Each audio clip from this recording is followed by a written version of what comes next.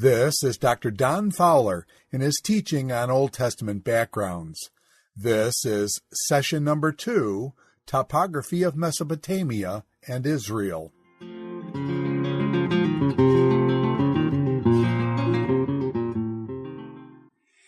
Welcome back to our second session. We went a little long on that first one, so we'll try to limit it from here on in to something less than an hour. What we want to do is to try to make a simple point that the structure of the earth, the topography of the earth, is created by God, at least from the perspective of the Bible. And in that perspective in the Bible, God is the creator, but it follows, therefore, that He works out His plan through the topography, through the creation of this world. So it's well worth our time. I trust you're going to agree with me. It's well worth our time to study the topography. So what we're going to do is to divide our thoughts in this hour to two topographies, one Mesopotamia, the other Israel. Mesopotamia, of course, is much larger than Israel. It's the source of the great powers of the ancient Near East. The greatest civilizations would have begun here first. And so what we would like to do is to point out to you several different things of some consequence. As you can see, the green area is large and is able to be farmed. But it'll surprise you because in that area that we're looking at, all the way from the foothills of modern-day Turkey, Armenia, all the way south, the rainfall varies. The further south you go, it tends to be drier. So it varies from about 16 inches of rain a year to 8. Well, you really can't farm on the basis of 16 inches of rain. So because of that, even though the soil is very fertile, they don't have adequate rainfall to farm. So what that meant is that in antiquity, most of the farming was done close to the rivers. They could transport water from the river onto the land that they were living on and do simple farming that way. However, as these cities began to enlarge and become more numerous in their population, they needed more land to farm. And that's when human beings caught on to the idea of irrigation. So what I'm going to do is to go to the board here in our classroom and just draw you a simple little picture of how this irrigation kind of worked. So if you have the river, and the river is working like this, but you have the city here, well, what they did is they dug irrigation ditches. And these irrigation ditches, the community would work together to dig a large ditch, and then they would sublet from the main irrigation ditch, they would sublet smaller streams like this, and thereby they could increase the amount of area to be much larger than the original central ditch that the city would have developed. So what this led to is what scholars refer to as a riverine culture.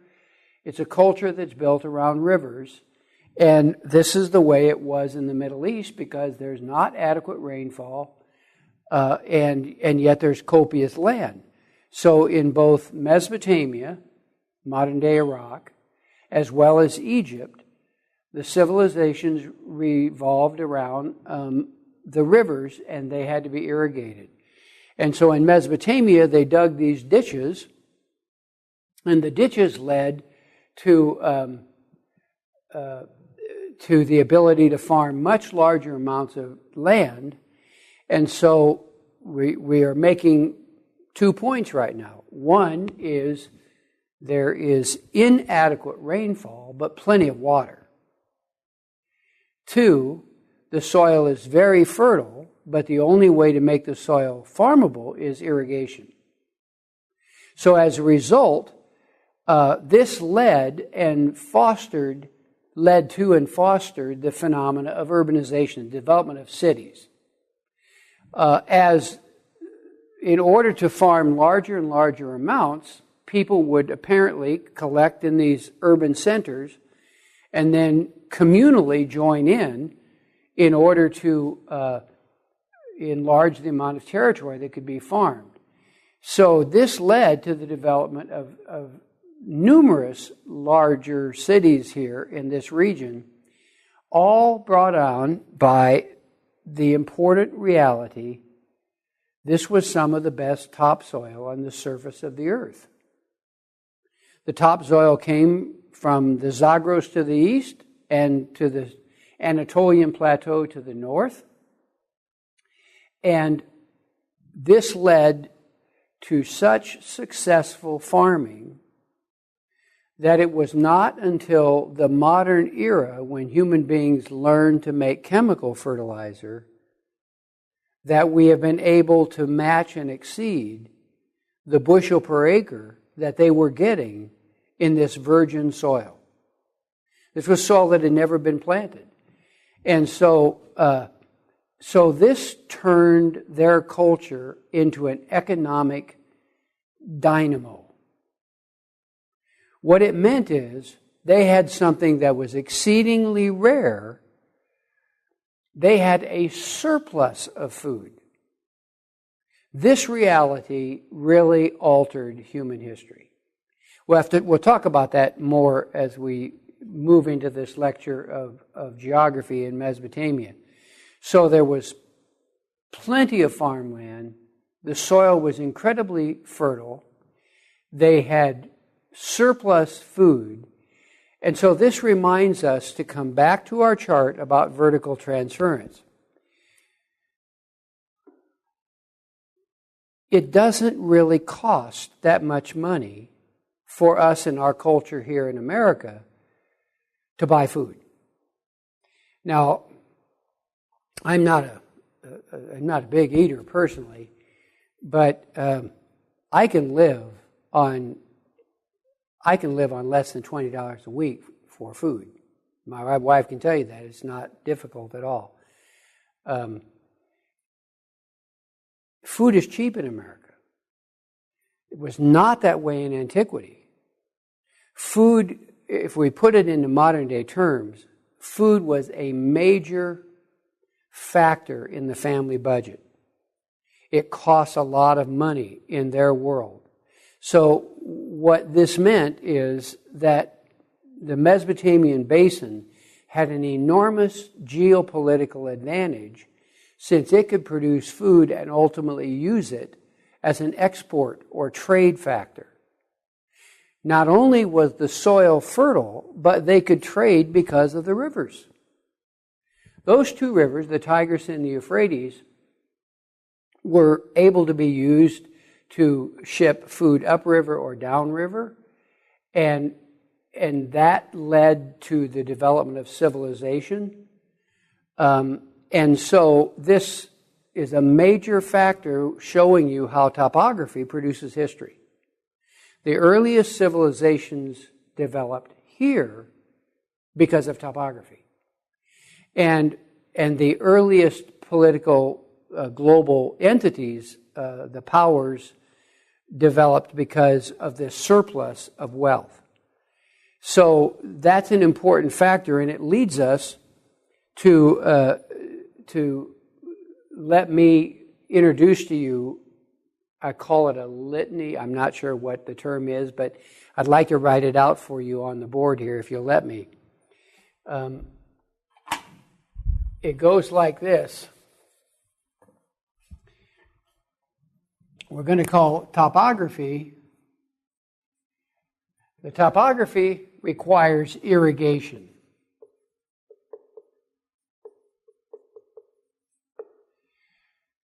There's not enough rain, great soil, not enough rain, Irrigation, however, requires a communal effort.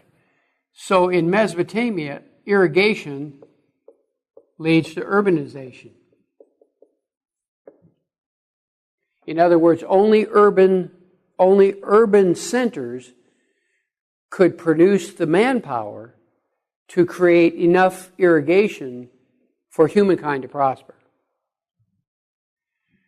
Urbanization, I'm going to draw my arrow here, but write it down like this. Urbanization politically leads to centralization.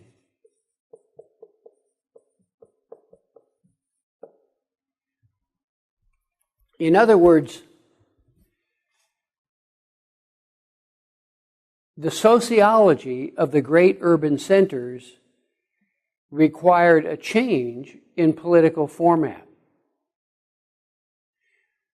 That change is something that is very important in the Bible, and that change I'm going to put down here in its own category in big letters: kingship. So that as we work our way through this discussion of topography, you can see in Mesopotamia that the topography led to the development of urban centers. Urban centers required a different political system, and that system led to kingship. And kingship, I would submit to you, you don't have to agree, of course, but I would submit to you to think about, kingship is the single most important revelatory metaphor for the being of God. Kingship starts very early in Mesopotamia. It starts out relatively late in Israel. Okay? So we'll talk about that as well. So what I was then pointing out to you is that the soil is very fertile, but the topography requires cooperation. Cooperation leads to new socialization, and that, of course, led to the development of kingship. So that's an important factor. Let's go back to our map and talk a little bit more about the geographical realities of Mesopotamia. Mesopotamia, if you could think of it in a metaphor like a woman's womb, Mesopotamia is a geographical region that is self-contained. Here's what I mean by that. When we look at the map of Mesopotamia, we see to the west, you all can see to the west, you have the virtually impassable Arabian desert. What that does is it effectively guarantees the western border of the whole region. It will never, ever be invaded from the west. When you look at the map to the north, you have the heavy mountain ranges that separate Anatolia, modern-day Turkey, from Mesopotamia. So it makes it difficult for there to be movement from north to south. Now, humans can do that, but it's not easy. So it has a natural protective barrier. By no means is it hermetically sealed to the north, but it's a natural protective barrier. To the north, those mountain ranges. When you go to the east, you have the Zagros Mountains. And the Zagros Mountains, especially where in the tall sections of it, are very difficult to go from east to west or west to east. And then when we go to the south, you see you have the Persian Gulf. So what that does is it creates a physical matrix for the birth of empires. It is a natural topographical phenomena that this self-contained region would ultimately come to be politically united and result in empires. Okay? So, with that in mind, what we have as we look at all of this then is a region in which it is a food-producing dynamo. So let's talk about then some of the peculiar properties of this Mesopotamian region. They've got lots of food, but they're missing some really crucial factors for human development. One, they have virtually no timber.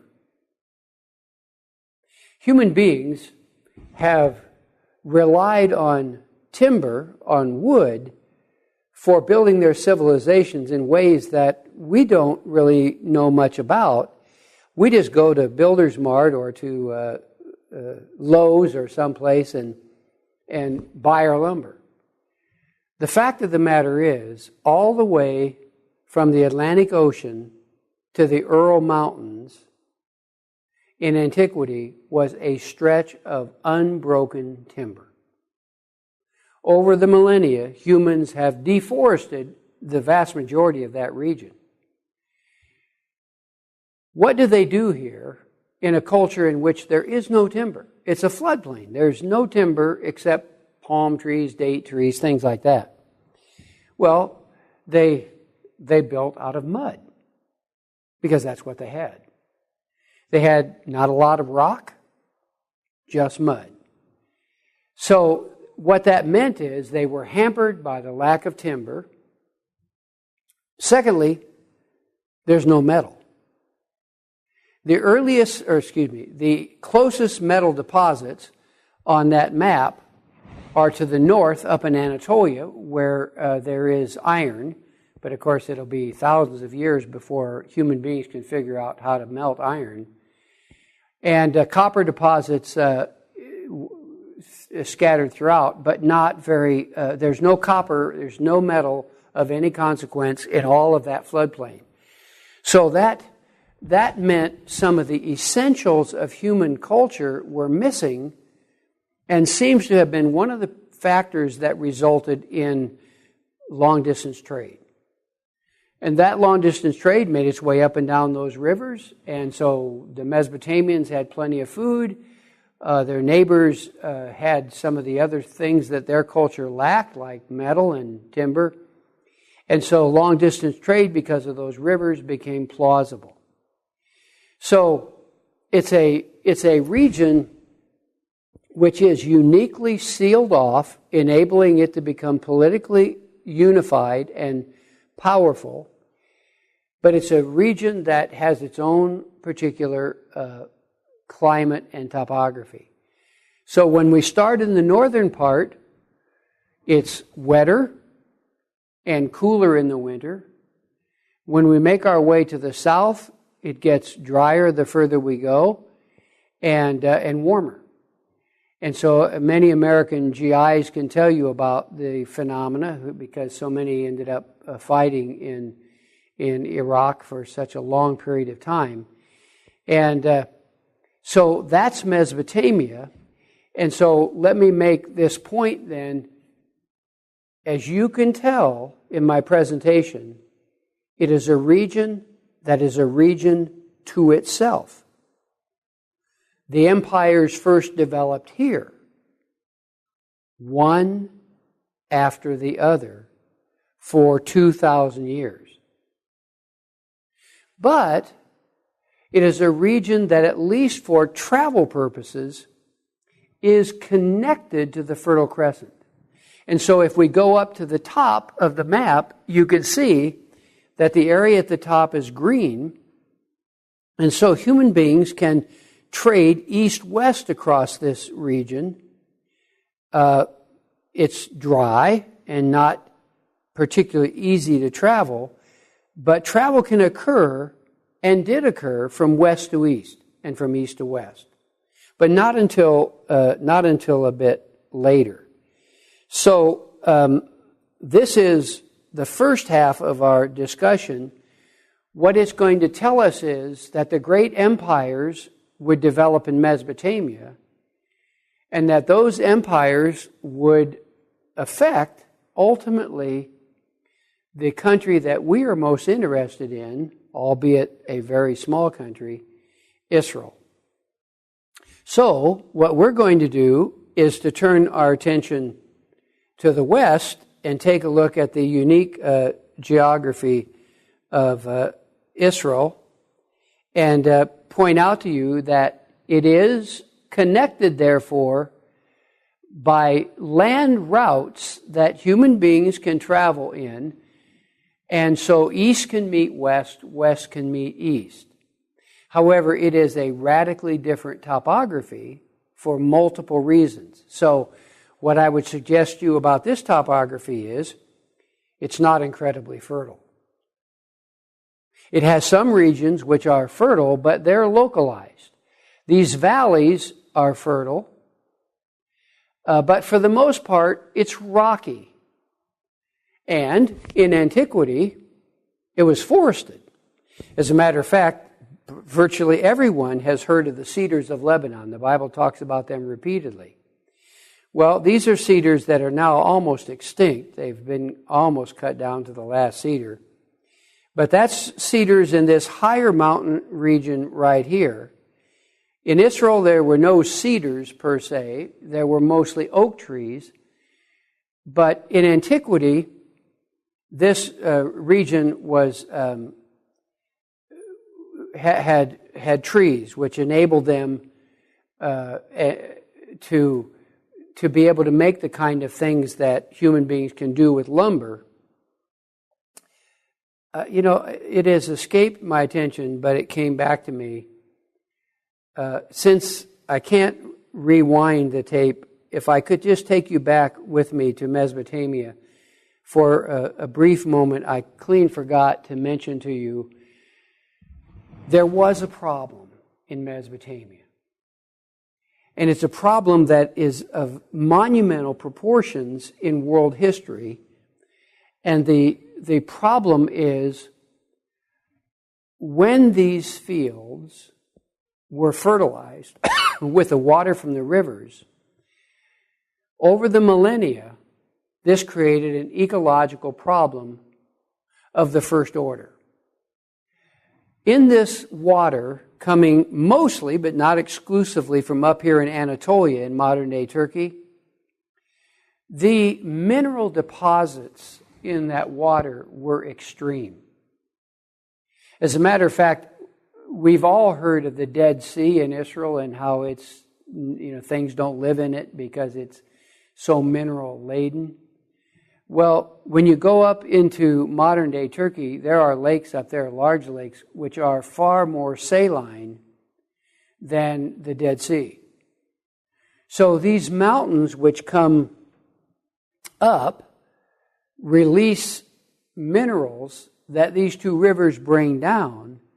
Those minerals are in that water, and so when that water is used to irrigate, every year the irrigation occurs, a deposit, we'll call it saline, a saline deposit occurs and harms the soil.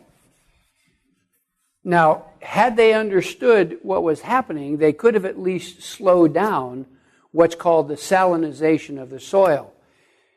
The way we crop in our country is called row cropping. Mostly that's the way farmers function today because of modern machinery. Row cropping means that the farmer creates a little mound, and then using modern equipment at the top of the mound, he digs a hole here, or the machine digs a hole, and then the seed is planted in up here. All right? Well, they didn't row crop in antiquity. They irrigated by flooding. And so instead, the ground was flat. The seeds would have been put in the ground, and then the water was distributed in flood fashion over the ground. What that meant is that the soil that could have been protected this way was subject to salinization. As a matter of fact, when people go into southern Mesopotamia today, or southern Iraq, they oftentimes come away with the conclusion, why would anybody fight over this? Well, we know, at least in the northern part of Iraq, that's because of oil. But when you look in southern Iraq today, the soil is, there's very little that's green. And that's the direct result of millennia of salinizing the soil by this irrigation process. And so it's an important geological reason explaining why the civilizations that were so great ultimately declined and shifted first east to Persia and then west to the Mediterranean.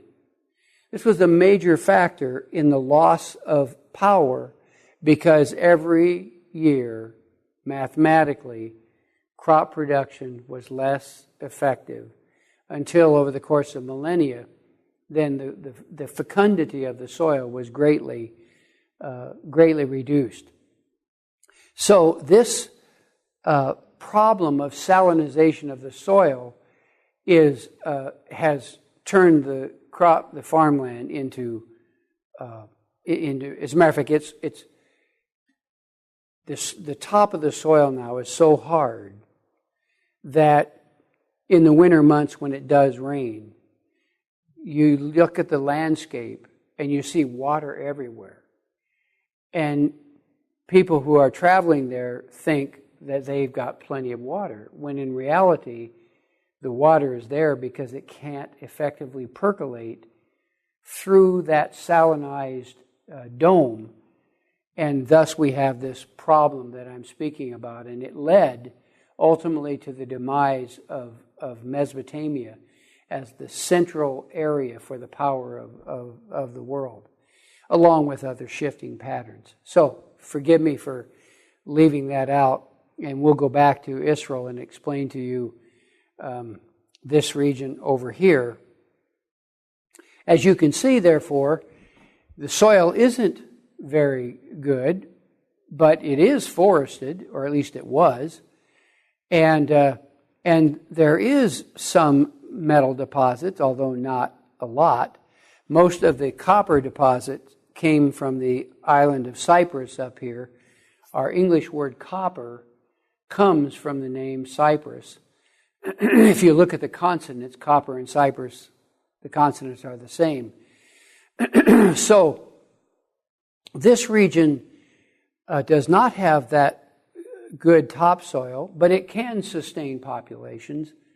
It does have forest, which means it can use them to build homes, as well as things like ships or weapons.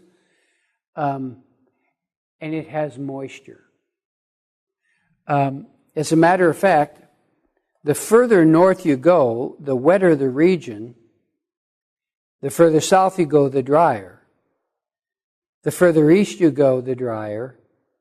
So that if we look at a map of Israel and we see the rainfall, then we get a map which shows us this literally incredible variation in rainfall. I am no expert on the surface of the earth, but I would not be surprised that there is no place on the surface of the earth in which 100 miles can make the differences that it does in Israel.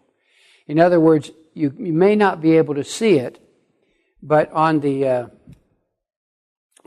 map, I can tell you that the blue regions represent 60 inches of moisture a year. Now, as you can tell, I trust, those are mountainous regions. As a matter of fact, this is Mount Hermon, which is almost 10,000 feet high. But because of the height, regions right here that's about 2.5 times the amount of rainfall that we get here in Virginia. Okay? You can see that a larger region is in this, I'm not sure, I think that's kind of a yellow. This is over 40 inches of rain a year. That's almost twice what we get in Virginia. And then, as you can see, as you go further south in the differing shades of brown, the brown go from about 30 inches of rain a year to maybe 20. Okay? So as you can tell, this whole region that makes up the core of Israel gets adequate rainfall for cropping. Right? See how the further south you go?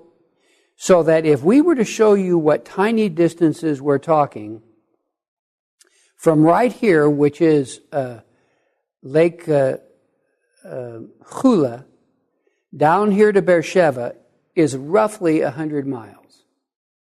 In 100 miles, you go from 60 inches of rain to 10. Isn't that just astounding? Here, you only have about 70 miles from the coast where you're getting 30 inches of rain a year to the Jordan Rift where you're getting 10 inches of rain a year, all in the space of just 50 or 60 miles. So what it tells us is two principles that cover the topography of Israel. The further north you go, the wetter it is. The higher you go, the wetter it is. So Israel is on this utterly unique phenomena of what some scholars call a rain line. And as you can tell, the rain line passes roughly through the country. So that if you are south of the rain line, which functions on a north-south line, if you're south of that rain line, then there's adequate rainfall. But if you're north of the rain line, I misspoke myself. North of the rain line, there is adequate rainfall. South of it, there may or may not be adequate rain. That rain line passes roughly through the middle of what we call Israel. All right? So, we're learning some things about the topography. We're going to learn some things about food production here that make Israel different as well. In Mesopotamia, in their food production, it's a grain-driven agriculture, growing almost exclusively wheat and barley and some vegetables. In Israel, it's a different topography, which means they have different crops. To be sure, they grow wheat and barley, but that'll only grow effectively where you have decent topsoil. When we look at Israel, what we have is a culture of mountains, which means that growing vines is not only possible, but preferable. The phenomena of the hills is such that crops like we think of cannot be effectively grown except in the valleys. But the mountains are almost perfect for growing grapes. And so grapes do not like a lot of moisture, and they don't like excessive heat, which is why in both Mesopotamia and Egypt, there is a complete lack of growing grapes. But when it comes to Israel, it's perfect climates for that. The winds blow in often from the Mediterranean Ocean, and they bring with them cooling breezes, and at night that deposits dew, which is the way grapes like to receive their moisture. And that's the reason why when you're reading your Old Testament, you read about dew in very favorable terms. It's never pictured, as far as I can remember, in negative terms. So it creates a whole different crop culture. And so in Israel and the regions to the north, Lebanon, it's a region able to grow two things: olives and grapes, both of which have the phenomenal ability to provide for people year-round. By that, what I mean is The grapes can be dried and turned into raisins, which means you have those with you all winter. And so that means you can have fruit all winter. In Mesopotamia, they didn't have that. And so the raisins provide fruit substance during the winter months. And secondly, olives give an enormously important benefit to their culture, because the olive tree produces a lot of fruit, and the olive can be eaten or it can be turned into oil.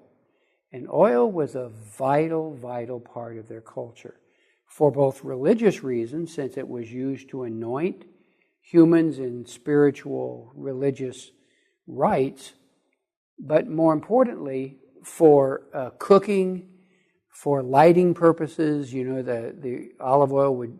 So it created, these two crops created a different culture, a different lifestyle. And so it meant that this region has a completely different, or a largely different culture than Mesopotamia. The climate is different. They can actually have winter because of the height.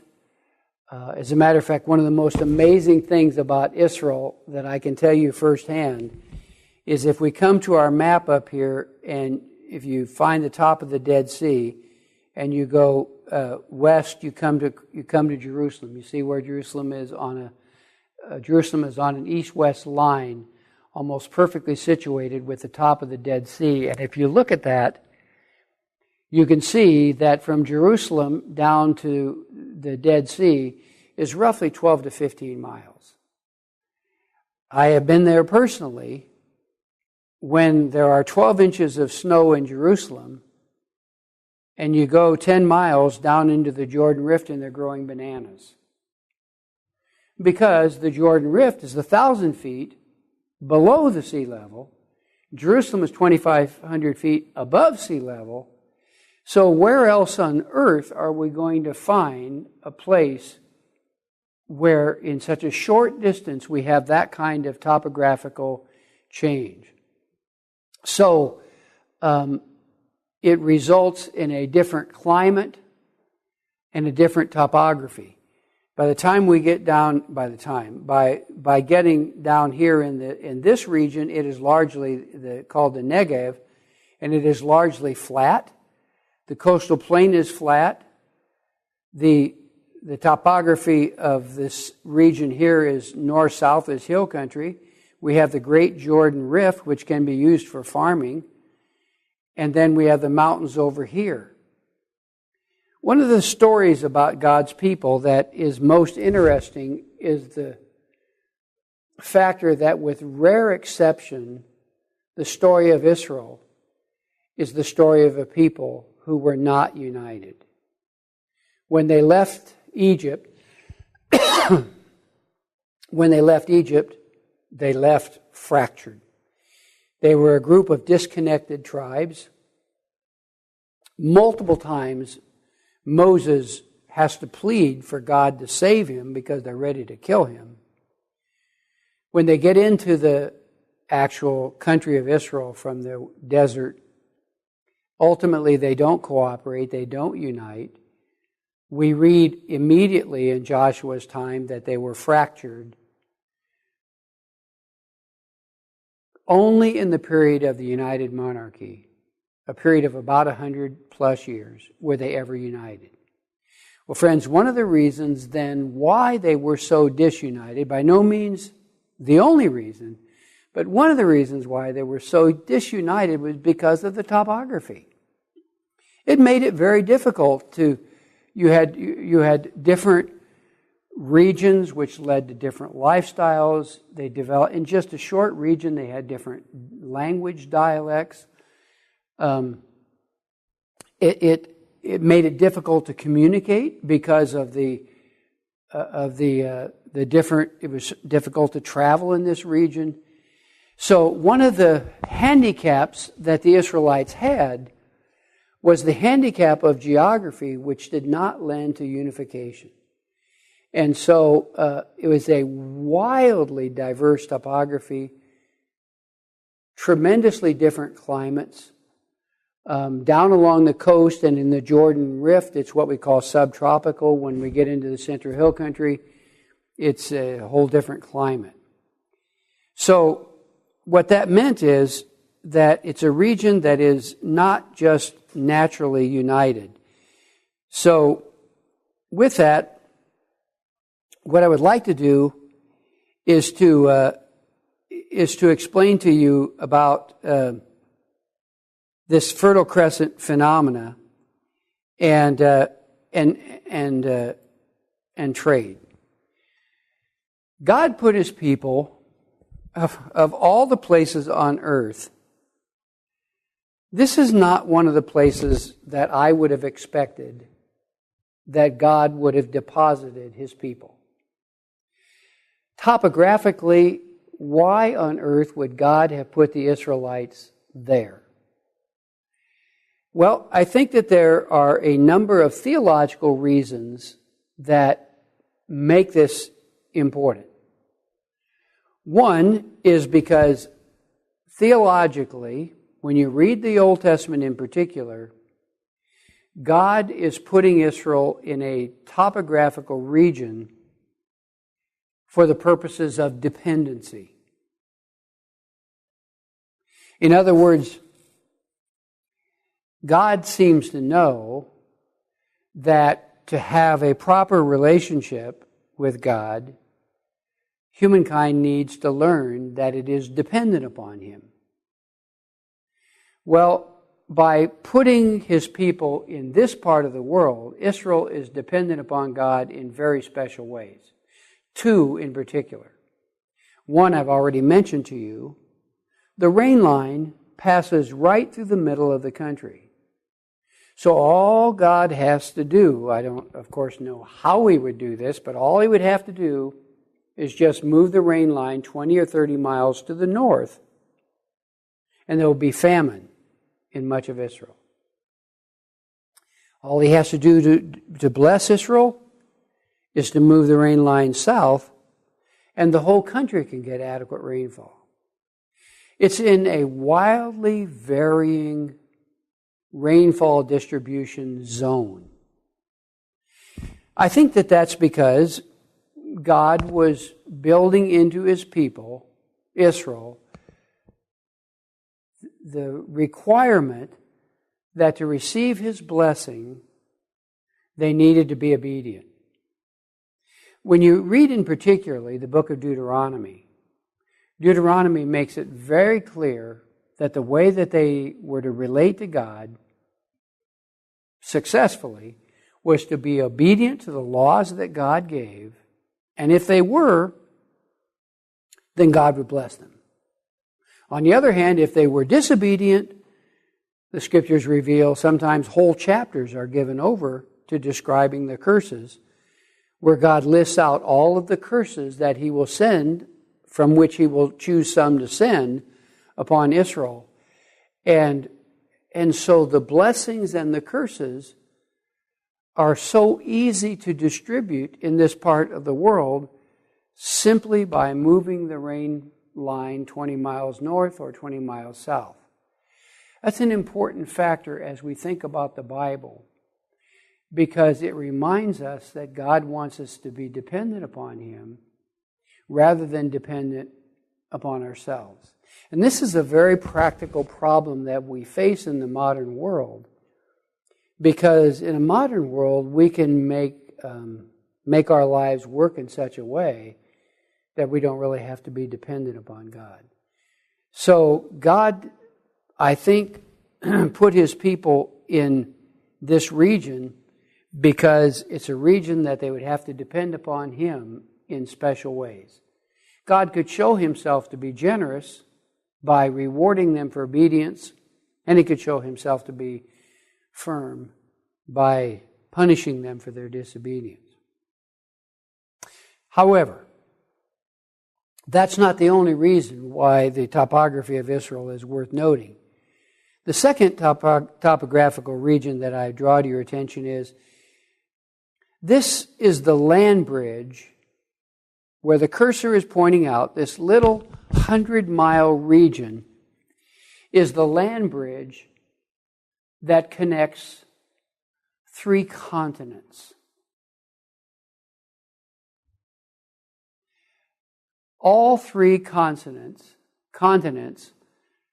have to go north or south through what we call Israel. That made, in both ancient times as well as modern times, that made this region one of the most strategic pieces of geography on the entire surface of the earth. There was no way for the Egyptians to go north, which is the only way they could go. There's no way they could go north without going through Israel.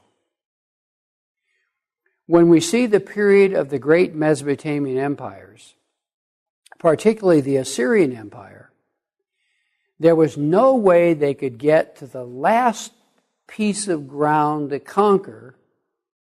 That piece of ground was Egypt. There was no way they could do that without going through Israel. What that meant is this tiny piece of real estate was a piece of real estate surrounded by incredibly powerful neighbors. Let's see if I can illustrate. In modern day geographical terms, I think there are about 4 to 5 million Israelis. When you go south, if my memory is correct, there are 70 or 80 million Egyptians. That's a perfect picture of the hopeless condition that the Israelites were in, surrounded by a much more powerful entity to the south, Egypt, or to the east, the great Mesopotamian empires. In the case of the Assyrians, followed by the Babylonians, followed by the Persians, all of these were populations far greater than Israel. So what that meant is that God has put His people into a place that is utterly strategic, surrounded by powers that are permanently greater than them. As a matter of fact, that same reality made its way in today's modern world, because with the digging of the Suez Canal, this region, for hundreds of years, several hundred years, this was the most strategic place on earth. At one time, 2/3 of the shipping, of the international shipping on the surface of the earth at one time, 2/3 of this passed through the Suez Canal. So even in modern times, Israel is among the most, it is in the area of the most strategic regions on earth. Back in the 50s, the powers of the world had their fingers on the nuclear button over the Suez Canal. At one time, the Israelis had conquered all the way across the Red Sea into Egypt. And President Eisenhower said to them in no uncertain terms, "Turn around and go back." Such a strategic region. But one of my favorite parts of the story is to draw your attention to the fact that this region is theologically significant, because I think God put His people here in part so that they could be the witness that He intended Israel to be to the whole world. By sitting on the crossroads of 3 continents, Israel is in a position to share the news about God like few other places on earth. And it's not an accident in Old Testament times. Long before Christianity, that God ordered missionary effort on the part of Jonah. Jonah was told to leave Israel and to take the gospel over here to northern Mesopotamia. I use the word gospel anachronistically. It's a New Testament terms, but it's the news about God. It's the good news that if Nineveh will repent, God will forgive them. So when we look at this topography, we can see that Israel was perfectly situated to be a witness about God to the entire ancient world. The Egyptians are 200 miles to the south. Assyria is 600, 700 miles to the north. Israel was in a position ultimately to be a witness to regions far to the south. It's not an accident that in the reign of Solomon, the Queen of Sheba hears about what God is doing in Israel. And she sends diplomats and arranges a meeting to come and see with her own eyes. So what I would suggest to you as we study the topography is that this region is theologically important because God intended for His people to become witnesses to the world of that era. Lest I anachronize my course, can I suggest to you it's not an accident that Christianity emanated from this region. There's a sense in which Christianity began in Jerusalem. And in Jerusalem, the gospel spread to Judea, and then to Samaria, and then to Antioch up here in the northern part of the region. And from Antioch, it also spread down into northern Africa in the person of the Ethiopian eunuch. And by the time that little 30-year window of time has ended in the book of Acts, Christianity has spread all the way to Rome. This is a geographical centerpiece for God's plan in antiquity, in both the Old and the New Testament. Maybe it will yet serve that purpose in the months and the years to come. Who knows how God's plan will work itself out? But when we're studying the Bible, topography is central to how God's plan works in regard to the world. I think a plausible case can be made for God having put His people here because He intended for them to be a witness to the entire world. Now that's a happy thought. But before I finish this part of my lecture, I want to just mention one thing about the topography of Israel. I'm not sure how much time we have left on this hour, but what I'll do is just introduce it to you, and then the next hour we'll start with this and then finish up. Human beings have had a tortured relationship to the earth. It seems as if our prosperity is oftentimes at the expense of the earth. So what I would like to talk with you about is this phenomena. I hope before you die, I hope you'll be able to go to Israel. It just utterly changes your ability to understand your Bible. But when you go, I'm pretty sure that you will look at the country and you will say what the American GIs have said when they went to Iraq. Why would anybody fight over this? You'll look at the region and you'll wonder, this whole country it doesn't have as much good farmland as one county in central Illinois. Now, what I would like to do is talk about that phenomena with you in our next session. Thank you for listening carefully, and we'll pick this back up in the next lecture.